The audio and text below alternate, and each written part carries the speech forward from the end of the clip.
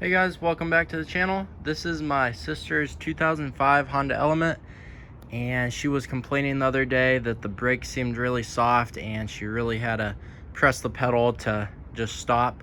So she took it out to the dealer and they took a look at the pads and said that they were super worn down and she needs to get those changed immediately. And she got a quote for them for like $700 for all new brake pads all the way around. And that's just completely ridiculous for this type of job. I think I got all the brake parts for about $60, and it's a really basic job. So all you need is a 12mm socket, you need one of these, and then just a tire iron to get the wheel off. And then you need your jack to jack it up. You jack right on that middle cross member right there, and then you put your two jack stands right there on that support. So if you guys are wanting to do things on a budget and not throw all your money away at the dealer, then continue watching this video and let's get into it. Once you get the tire off, you want to get both of these 12mm caliper bolts off. There's one right here and there's one right here. They have these little rubber bushings on the back, so you get those off, and then pay attention to how this little locking thing needs to go right in that groove when you put it back together, and then this whole caliper should come right on off. When you pull this up, make sure you set it down carefully so that you don't want to bend this hose or let this hang and then put a lot of pressure on your brake hose right there. So now we can have a look at our pads and look how worn those things are. So we're going to pop off these two little retaining clips.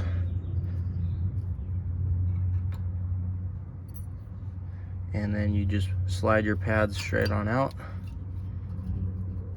Now there's an inside and an outside pad, so you want to make note of that when you pull it off.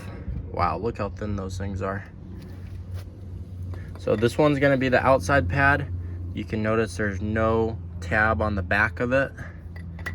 And then the inside pad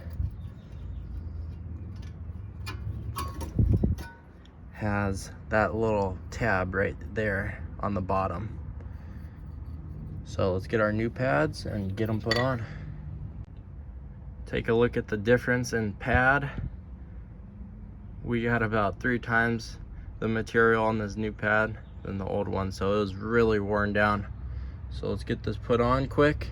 Before we do that, what I like to do is take a little brake clean on a cloth and clean out that and this part right here, just so that it's got a clean surface, because the pad kind of goes in and out and you want it to move freely.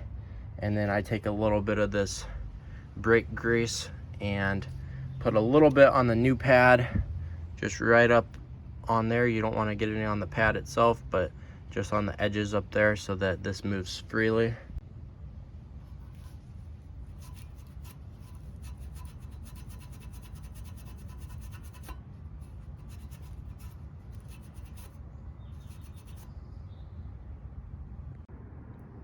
Now you're almost done. What you want to do is crack open this lid just a little bit, and then when you go to do this next step, what you want to do is basically you're squeezing the piston, so it's going to push the fluid back up, and you're going to overfill this.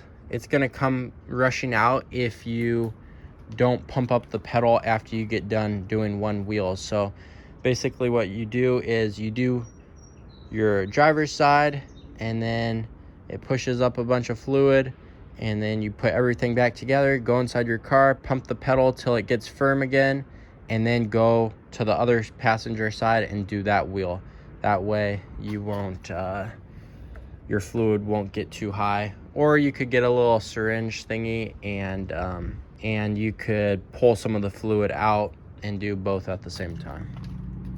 So now what you're going to do is take your old brake pad and lay it right in front of the piston like that, and get your vise going all the way around. I just put it on the bleeder right here, and then basically you just turn this in slowly until this piston is all the way pushed in. That will give us clearance for these new pads to get this slipped back on.